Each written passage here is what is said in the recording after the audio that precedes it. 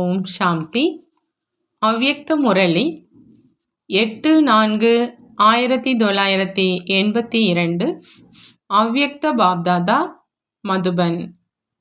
உலகத்து மற்றும் ஆன்மீக சம்பந்தத்தினுடைய தியாகம், அதாவது லௌகீக மற்றும் அலௌகீக சம்பந்தத்தினுடைய தியாகம். இன்று பாப்தாதா தன்னுடைய மகாதானி, அதாவது பெரும் வள்ளல், வரதானி, அதாவது வரமளிக்கும் வள்ளல், விசேஷ ஆத்மாக்களை பார்த்துட்டு இருக்கிறாங்க. மகாதானி வரதானி ஆவதற்கான ஆதாரம் மகா தியாகி. மகா தியாகியாக ஆகாமல் மகாதானியாக வரதானியாக முடியாது. மகாதானி அப்படின்னா கிடைத்திருக்கும் பொக்கிஷங்களை சுயநலமின்றி அனைத்து ஆத்மாக்களுக்காக கொடுப்பவர், சுயநலமற்றவர். தன்னுடைய நலத்தை விட்டு விலகிய ஆத்மாதான் மகாதானியாக ஆக முடியும். வரதானி எப்பொழுதும் தனக்குள்ள குணங்கள், சக்திகள் மற்றும் ஞானத்தினுடைய பொக்கிஷங்கள்னால நிரம்பிய ஆத்மா. எப்பொழுதுமே அனைத்து ஆத்மாக்களுக்காக சிரேஷ்ட மற்றும் சுப பாவனை, அதாவது அனைவருக்கும் நன்மை நடக்கட்டும் என்று அந்த மாதிரி உயர்ந்த விருப்பம் வைக்கக்கூடியவங்க. எப்பொழுதும் ஆன்மீக இரக்க மனமுடைய பரந்த மனமுடைய ஆத்மாதான் வரதானியாக ஆக முடியும் அப்படிங்கிறாங்க பாபா. இதற்காக மகா தியாகியாக ஆவது அவசியம். தியாகத்தினுடைய இலக்கணத்தையும் சொல்லியிருந்தோம். முதல் தியாகம் தன்னுடைய உடலின் நினைவினுடைய தியாகம். இரண்டாவது உடலின் சம்பந்தத்தினுடைய தியாகம். உடலின் சம்பந்தத்தில் முதல் விஷயமாக கர்மேந்திரங்களினுடைய சம்பந்தத்தை பற்றி சொல்லியிருந்தோம். ஏன் அப்படின்னா 24 மணி நேரங்களுக்கான சம்பந்தம் இந்த கர்ம இயந்திரங்களோடு தான் இருக்குது. இந்திரியங்களை வென்றவர் ஆவது, அதிகாரி ஆத்மா ஆவது என்பது இரண்டாவது படி. இதனுடைய விளக்கத்தையும் சொல்லியிருந்தோம். இப்போ மூன்றாவது விஷயம் உடலின் கூடவே மனிதர்களுடைய சம்பந்தப்பட்டது. இதில் உலகத்து மற்றும் ஆன்மீக சம்பந்தம் வந்துடுது. இந்த இரண்டு சம்பந்தங்களில் மகா தியாகி அப்படின்னா பாபா சொல்கிறாங்க பற்றுதலை வென்றவர் அப்படின்னு.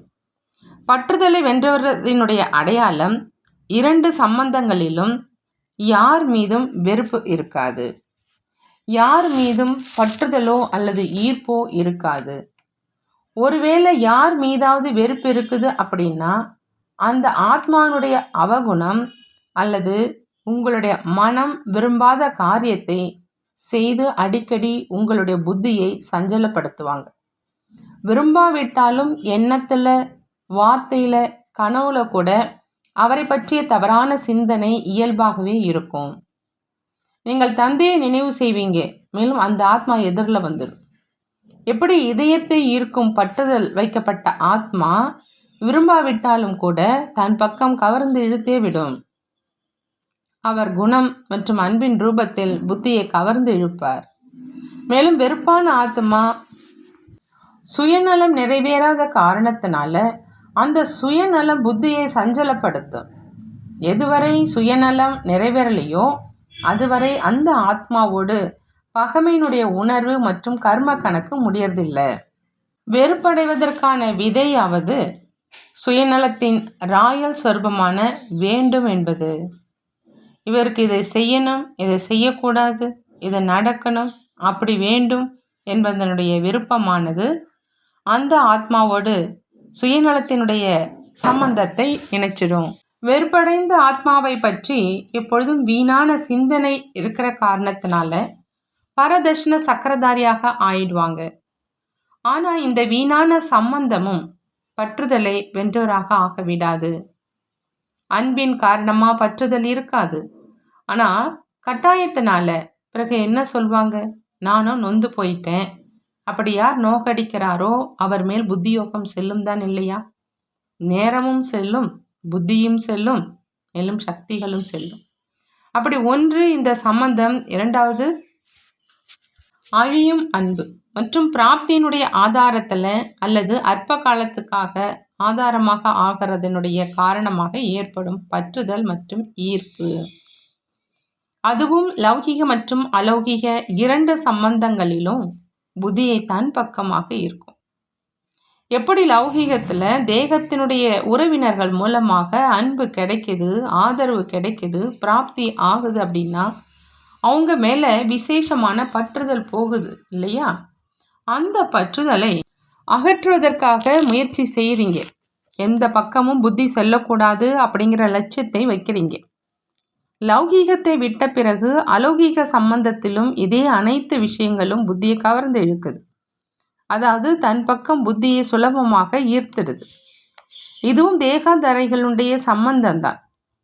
ஏதாவது ஒரு பிரச்சனை வாழ்க்கையில் வருது, உள்ளத்தில் ஏதாவது குழப்பத்துக்கான விஷயம் இருக்குதுன்னா விரும்பாவிட்டாலும் கூட அற்ப காலத்துக்கு ஆதரவு கொடுக்கும் மற்றும் அற்ப காலத்துக்கு பிராப்தி செய்விக்கும். பற்றுதல் உள்ள அந்த ஆத்மாதான் நினைவில் வருவார். தந்தை நினைவில் வரமாட்டார். பிறகு அந்த மாதிரி பற்றுதல் உள்ள ஆத்மாக்கள் தன்னை பாதுகாத்து கொள்வதற்காக, மேலும் தன்னை அவ்வாறு தனி நபர்களை நினைப்பதை சரி அப்படின்னு நிரூபிப்பதற்காக என்ன நினைக்கிறாங்க மற்றும் என்ன பேசுகிறாங்க? தந்தையோ உடலற்றவர் மற்றும் ஒளி வடிவமான உடல் உள்ளவர் இல்லையா? இந்த உலகத்தில் ஏதாவது ஒன்று அவசியம் வேண்டும் அப்படின்னா ஒருவேளை தந்தையிடமிருந்து அனைத்து பிராப்திகளினுடைய சம்பந்தம், அனைத்து சம்பந்தங்களினுடைய அனுபவம் மற்றும் எப்பொழுதும் ஆதரவு அளிக்கும் அவர் மேல் உறுதியான நம்பிக்கை இருக்குது, நிச்சயம் இருக்குது. அப்படின்னா பாப்தாதா நிராகாரமாக ஆகாரமாக இருக்கிற போது நம் மீது அன்பினுடைய பந்தனத்தில் கட்டப்பட்டு இருக்கிறார் அப்படிங்கிறத மறந்துடுறாங்க. பௌதிக ரூபத்தில் அந்த அனுபவத்தை நிச்சயம் கொடுக்கிறார். அனுபவம் ஆகாததற்கான காரணம் ஞானம் மூலமாக அனைத்து சம்பந்தத்தையும் ஒரு தந்தையோடு வைக்கணும் என்பதையும் புரிஞ்சிருக்கிறாங்க தான். ஆனால் வாழ்க்கை நடைமுறையில் அனைத்து சம்பந்தங்களையும் கொண்டு வரலை. ஆகையினால சாட்சாத் அனைத்து சம்பந்தங்களினுடைய அனுபவம் செய்ய முடியல. எப்போ பக்தி மார்க்கத்தில் பக்த மாலையின் உயர்ந்த மணியாக விளங்கிய மீராவுக்கு கூட சாட்சாத்காரம் கிடைக்கல. ஆனால் சாட்சாத் அனுபவம் ஏற்பட்டது அப்படின்னா ஞானக்கடலின் நேரடி ஞானஸ்வரூப குழந்தைகளுக்கு சாகார ரூபத்தினுடைய அனைத்து பிராப்திகளுக்கும் ஆதாரமானவர், எப்பொழுதும் ஆதரவளிக்கும் தந்தையினுடைய அனுபவம் கிடைக்க முடியாதா? பிறகு சர்வ சக்திவானை விட்டுட்டு அவரவர்களுக்கு ஏற்றபடி சக்தி உள்ள ஆத்மாக்களை ஆதரவாக ஏன் ஆக்குறீங்க? இதுவும் ஒரு நுண்ணியமான கர்மங்களினுடைய கணக்கு அப்படிங்கிறத புத்தியில் வைக்குங்க அப்படிங்கிறாங்க பாபா. கர்மங்களினுடைய கணக்கு எவ்வளோ நுட்பமானது என்ற இதையும் தெரிஞ்சுக்கிங்க. எந்த ஆத்மா மூலமாக அற்ப காலத்துக்கான ஆதாரம் எடுக்கிறீங்க அல்லது பிராப்திக்கான ஆதாரமாக ஆக்குறீங்க, அந்த ஆத்மாவின் பக்கம் புத்தியினுடைய ஈர்ப்பு இருக்கும் காரணத்தினால கர்மாதீத்த ஆவதற்கு பதிலாக கர்மங்களினுடைய பந்தனை கட்டி போட்டுடுது. ஒருவர் கொடுத்தார், இன்னொருவர் பெற்றார் என்றால் ஆத்மாவுக்கு ஆத்மாவுடன் கொடுக்கல் வாங்கல் ஆச்சு. அப்படின்னா கொடுக்கல் வாங்கலினுடைய கணக்கு உருவானதா அல்லது முடிவடைந்ததா? அந்த நேரம் நான் முன்னேறி கொண்டிருக்கிறேன் என்று அனுபவம் செய்வாங்க. ஆனால் அந்த முன்னேறுதல் முன்னேற்றம் இல்லை. ஆனால் கர்ம பந்தனத்தினுடைய கணக்கை சேமித்தாங்க. முடிவாக என்ன ஆகும்? கர்ம பந்தனம் உள்ள ஆத்மா தந்தையினுடனான சம்பந்தத்தினை அனுபவம் செய்ய முடியாது. கர்ம பந்தனத்தினுடைய சுமை உள்ள ஆத்மா நினைவு யாத்திரையில் சம்பூர்ண நிலையினுடைய அனுபவம் செய்ய முடியாது. அவர் நினைவு பாடத்தில் எப்பொழுதும் பலகீனமாக இருப்பாங்க. ஞானம் சொல்வதிலும் கேட்பதிலும் திறமசாலியாக இருக்கலாம், புத்திசாலியாக இருக்கலாம், ஆனால் சக்திசாலியாக இருக்க மாட்டாங்க. சேவை செய்பவராக இருப்பாங்க, ஆனால் தடைகளை அழிப்பவராக இருக்க மாட்டாங்க. சேவையினுடைய வளர்ச்சியை செய்திடுவார், ஆனால் விதிபூர்வமான வளர்ச்சி இருக்காது. ஆகையினால் அந்த மாதிரியான ஆத்மாக்கள் பேச்சாளராக ஆக முடியும். ஆனால் கர்ம பந்தனத்தினுடைய சுமையின் காரணமாக வேகமாக முன்னேறி செல்ல முடியாது. அதாவது பறக்கும் கலையினுடைய வேகத்தை அனுபவம் செய்ய முடியாது. அப்படி இதுவும் 2 விதமான தேகத்தின் சம்பந்தங்கள், அது மகாரதியாக ஆக விடாது. ஆகையான முதல்ல இந்த தேகத்தினுடைய சம்பந்தத்தை மட்டும் சோதனை செய்யுங்க. எந்த ஆத்மா மேலும் அது வெறுப்பிற்கான சம்பந்தமாக இருந்தாலும், பிராப்தி மற்றும் ஆதரவின் சம்பந்தமாக இருந்தாலும், ஏதேனும் பற்றுதலோ அதாவது புத்தியினுடைய ஈர்ப்போ இல்லையே அப்படின்னு சோதனை செய்யுங்க. அடிக்கடி புத்தி செல்வது மற்றும் ஈர்க்கப்படுவது அது சுமை அப்படின்னு நிரூபிக்கிறது. சுமையுள்ள ஒன்று வளைந்து கொடுக்கும். அப்படி இதுவும் கர்மங்களினுடைய சுமையாகுது. ஆகினால விரும்பாவிட்டாலும் கூட புத்தி அந்த பக்கம்தான் வளையும். புரிந்ததா அப்படின்னு பாபா கேட்குறாங்க. இப்போ ஒரு தேகத்தினுடைய சம்பந்தத்தின் விஷயத்தை சொன்னோம். ஆகையினால தேகத்தினுடைய சம்பந்தத்தின் தியாகம் செய்திருக்கிறேனா அப்படின்னு தன்னைத்தானே கேளுங்க. அல்லது லௌகீகத்தில் தியாகம் செய்து அலௌகீகத்தில் இணைத்து கொண்டேனா? கர்மாதித்தாகும் ஆத்மாக்களாகிய நீங்கள் இந்த கர்ம பந்தனத்தையும் தியாகம் செய்யுங்க. அப்படி பிராமணர்களை பொறுத்தளவில் இந்த சம்பந்தத்தினுடைய தியாகமும் தியாகம்தான். இவ்வாறு தியாகத்தினுடைய இலக்கணம் என்னன்னு புரிஞ்சுக்கிட்டீங்களா அப்படின்னு பாபா கேட்குறாங்க. இப்பொழுது வரும் நாட்களில் இன்னும் சொல்வோம். இப்போ தியாகத்தினுடைய ஒரு வார பாடம் நடந்துட்டுருக்குது. இன்றைய பாடம் உறுதியானதா அப்படின்னு கேட்குறாங்க பாபா. பிராமணர்களுடைய விசேஷமே மகா தியாகி. தியாகம் இல்லாமல் பாக்கியத்தை அடைய முடியாது. பிரம்மா குமாரி ஆயிட்டோம் அப்படின்னா தியாகமாக ஆயிடுச்சு என்று அப்படி புரிஞ்சுக்கல இல்லையே. பிரம்மா குமாரிகளை பொறுத்த வரைக்கும் தியாகத்தினுடைய இலக்கணம் மிக நுண்ணியமானதாக ஆயிடுது. புரிந்ததா அப்படின்னு பாபா கேட்குறாங்க. நல்லது. அப்படி எப்பொழுதும் சுயநலம் அற்றவராக, அனைவருக்கும் நன்மை செய்பவராக, அனைத்து பிராப்திகளையும் சேவையில் ஈடுபடுத்தி சேமிக்கக்கூடிய வள்ளலினுடைய குழந்தைகள், எப்பொழுதும் கொடுக்கக்கூடிய பெறுவதின் அற்பகால பிராப்தியிலிருந்து சுயநலமற்ற, எப்பொழுதும் அனைவருக்காக சுப பாவனை, நன்மை பயக்கும் விருப்பம் வைக்கக்கூடிய மகாதானி வரதானி சிரேஷ்ட ஆத்மாக்களுக்கு பாப்தாதாவினுடைய அன்பு நினைவுகள் மற்றும் நமஸ்காரம் செய்கிறாங்க. நாமும் நம்மளுடைய பாப்தாதாவுக்கு அன்பு நினைவுகள் மற்றும் நமஸ்காரம் செய்வோம். டீச்சர்களோடு அவ்யக்த பாப்தாதா சந்திக்கிறாங்க. அவங்க கிட்ட பாப்தாதா கேட்குறாங்க, சேவாதாரி ஆத்மாக்களுக்கு தந்தைக்கு சமமாகணும் அப்படிங்கிற ஒரே லட்சியம் எப்பொழுதும் இருக்குதா அப்படின்னு. ஏன் அப்படின்னா தந்தைக்கு சமமான ஆசனத்தில் அமர்ந்திருக்கீங்க. எப்படி தந்தை ஆசிரியராகி ஞான கல்வி கொடுப்பதற்கு பொறுப்பாளர் ஆகிறார், அதே போல சேவாதாரி ஆத்மா தந்தைக்கு சமமான காரியம் செய்வதில் ஈடுபட்டு இருக்கி. ஆகினால எப்படி தந்தையினுடைய குணமோ அதே மாதிரி பொறுப்பாளர் ஆகியிருக்கும் சேவாதாரிகளுடைய குணம் இருக்கணும். ஆகையினால எப்பொழுதும் என்னென்ன வார்த்தைகள் சொல்றீங்களோ அது தந்தைக்கு சமமாக இருக்குதா என்று முதல்ல இதை சோதனை செய்யுங்க. என்னவெல்லாம் என்ன வைக்கிறீங்களோ அது தந்தைக்கு சமமாக இருக்குதா? ஒருவேளை இல்லை அப்படின்னா சோதனை செஞ்சு மாற்றம் செஞ்சிடுங்க, காரியத்தில் வராதீங்க. அந்த மாதிரி சோதனை செய்ததுக்கு அப்புறம் நடைமுறையில் கொண்டு வர்றதுனால என்ன ஆகும்? எப்படி தந்தை நிரந்தர சேவாதாரி ஆகியிருந்தும் அனைவருக்கும் பிரியமானவராக மற்றும் அனைவரிடம் இருந்து விலகி இருப்பவராக இருக்கிறார், அதே போல சேவை செஞ்சுக்கிட்டே அனைவருடைய ஆன்மீக பிரியமானவராகவும் இருப்பார் மற்றும் கூடவே அனைவரிடம் இருந்தும் விலகி இருப்பவராகவும் இருப்பார். தந்தையினுடைய முக்கியமான விசேஷமே எந்த அளவு அன்பானவரோ அந்த அளவு விலகி இருப்பவர். அதே போல தந்தைக்கு சமமான சேவையில் பிரியமானவர் மற்றும் புத்தியினுடைய நினைவினால் எப்பொழுதும் ஒரு தந்தையின் பிரியமானவர், அனைவரிடமிருந்தும் விலகி இருப்பவர். இதைத்தான் தந்தைக்கு சமமான சேவாதாரி அப்படின்னு சொல்றது. அப்படி ஆசிரியர் ஆவது அப்படின்னா தந்தையினுடைய முக்கியமான இந்த விசேஷத்தை பின்பற்றுவது. சேவையிலோ அனைவரும் மிக நன்றாக உழைச்சிட்டு இருக்கீங்க. ஆனால் எங்கு விலகி இருப்பவராக ஆகணும், மேலும் எங்கு பிரியமானவராக ஆகணும் அப்படிங்கிற இதன் மேல் விசேஷ கவனம் வேணும் அப்படின்னு பாபா சொல்கிறார்.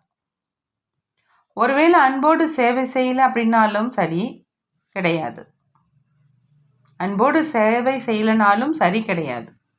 மேலும் அன்பில் மாட்டிக்கிட்டு சேவை செய்கிறீங்க அப்படின்னாலும் அதுவும் சரி கிடையாது.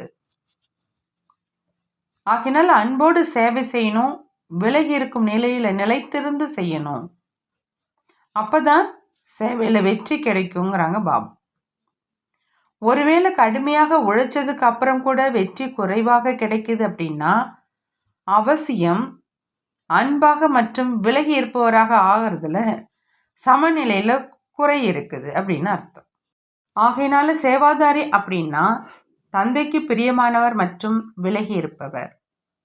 இதுதான் அனைத்தையும் விட மிக நல்ல நிலை. இதைத்தான் தாமரை மலருக்கு சமமான வாழ்க்கை அப்படின்னு சொல்லப்படுது. ஆகவே தான் சக்திகளுக்கு தாமரை மலர் ஆசனம் கொடுக்குறாங்க. தாமரை மலர்ல அமர்ந்திருப்பதாக காண்பிக்கிறாங்க. ஏன்னா தாமரை மலருக்கு சமமாக விலகி இருப்பவர் மற்றும் அன்பானவர். அனைத்து சேவாதாரிகளும் தாமரை மலரின் ஆசனத்தில் அமர்ந்திருக்கீங்கள் தான் இல்லையா? ஆசனம் என்றால் நிலை. நிலையைத்தான் ஆசன ரூபத்தில் காண்பிச்சிருக்கிறேன். மற்றபடி தாமரை மலரில் யாரும் அமர்ந்திருப்பது கிடையாது இல்லையா? எனவே எப்பொழுதும் தாமரை மலர் ஆசனத்தில் அமர்ந்திருங்க. ஒருபொழுதும் தாமரை மலர் சேற்றில் சென்று விட வேண்டாம். இதில் கவனத்தை எப்பொழுதும் வைங்க அப்படிங்கிறாங்க பாபா. நல்லது. குமாரர்களோடு அவ்யக்த பாப்தாதாவினுடைய சந்திப்பு. குமாரர்கள் வாழ்க்கையில் தந்தையின் குழந்தை ஆவது என்பது எவ்வளோ பாக்கியத்தினுடைய அடையாளம். நான் எத்தனை பந்தனங்களில் செல்வதிலிருந்து தப்பித்து கொண்டிருக்கிறேன் என்று அப்படி அனுபவம் செய்கிறீங்களான்னு பாபா கேட்குறான். குமாரர் வாழ்க்கை அப்படின்னா அநேக பந்தனங்கள் இருந்து விடுபட்ட வாழ்க்கை. எந்த விதமான பந்தனமும் இல்லை. தேக உணர்வினுடைய பந்தனமும் இருக்க வேண்டாம். இந்த தேக உணர்வு மூலம் அனைத்து பந்தனங்களும் வந்துடுது. ஆகையினால எப்பொழுதும் தன்னை ஆத்மா, சகோதரன் அப்படின்னு புரிந்து நடந்து கொண்டே இருங்க. இந்த நினைவு மூலம் குமாரர்களினுடைய வாழ்க்கை எப்பொழுதும் தடையற்றதாக முன்னேறி செல்ல முடியும். எண்ணம் மற்றும் கனவுல கூட எந்த பலகீனமும் இருக்க வேண்டாம். இதைத்தான் விக்ன விநாசக் அப்படின்னு சொல்றது. நடைமுறையில் அனைத்து காரியங்களையும் செஞ்சுக்கிட்டே போனாலும் வந்தாலும் நான் ஒரு ஆத்மா அப்படிங்கிற நினைவு இயற்கையாகவே இருக்கட்டும். பார்க்குறீங்க என்றாலும் ஆத்மாவை பாருங்க, கேட்குறீங்க என்றாலும் ஆத்மாவாக ஆகி கேளுங்க. இந்த பாடத்தை ஒருபொழுதும் மறக்காதீங்கன்னு சொல்கிறாங்க பாபா. சேவையிலோ குமாரர்கள் மிகவும் முன்னேறி சென்றுடுறாங்க. ஆனால் சேவை செய்து கொண்டே ஒரு வேளை சுயத்தின் சேவை மறந்துடுதுன்னா பிறகு தடை வந்துடுது. குமாரர் அப்படின்னா கடுமையான வேலை செய்பவராக இருக்கவே இருக்கீங்க. ஆனால் தடையற்றவராகவும் ஆகணும்.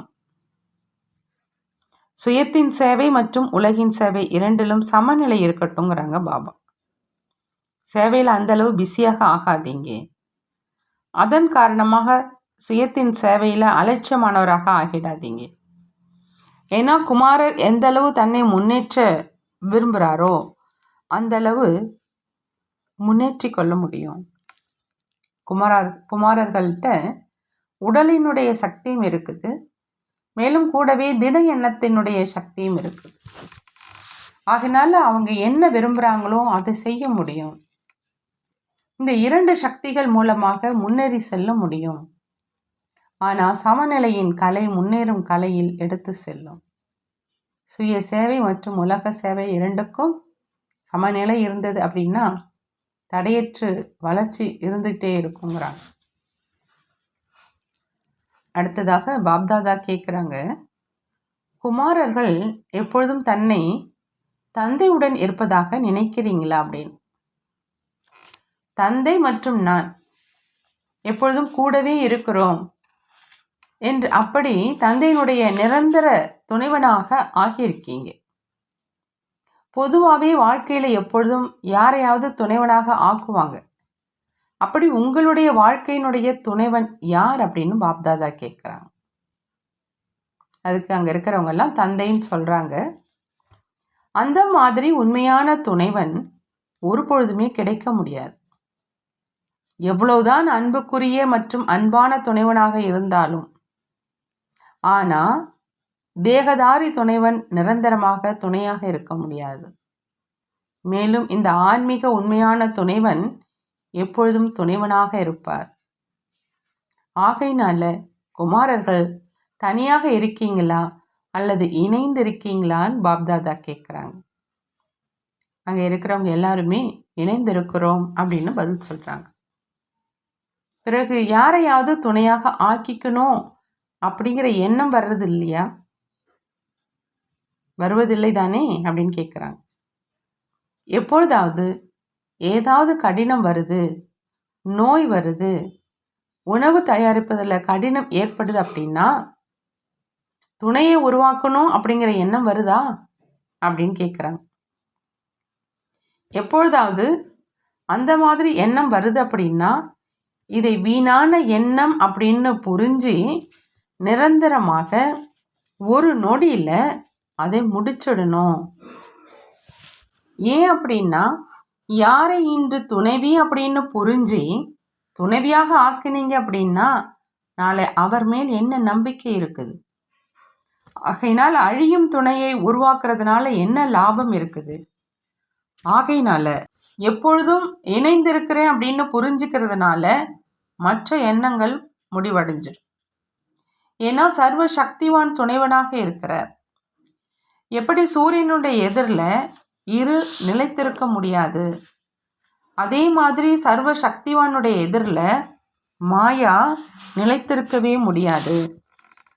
அப்படின்னா நீங்கள் அனைவரும் மாயாவை வென்றவர் ஆகிவிடுவீங்க அப்படிங்கிறாங்க பாபு. நல்லது. ஓம் சாந்தி. வரதானம்.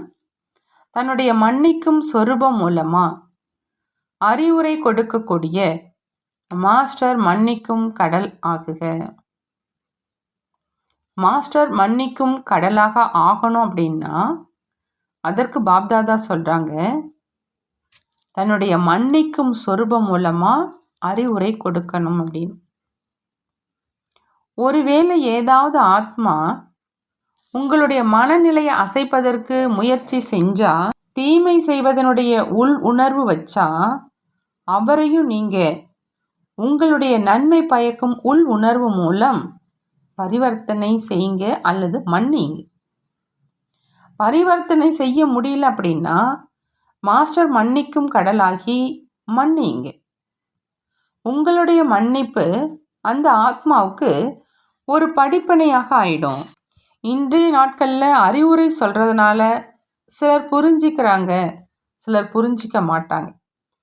ஆனால் மன்னிப்பது அப்படின்னா சுப பாவனை, ஆசீர்வாதங்கள் கொடுப்பது, சகயோகம் கொடுப்பது. பாபா சொல்கிறாங்க, மன்னிக்கிறது அப்படின்னா சுப பாவனை, ஆசீர்வாதங்கள் கொடுப்பது, சகயோகம் கொடுப்பது அப்படின்னு. ஸ்லோகன்: யார் எப்பொழுதும் குஷி நிறைந்தவராக இருக்கிறாங்களோ அவங்க தான் தனக்கும் மற்றவங்களுக்கும் பிரியமானவர்களாக இருப்பாங்க.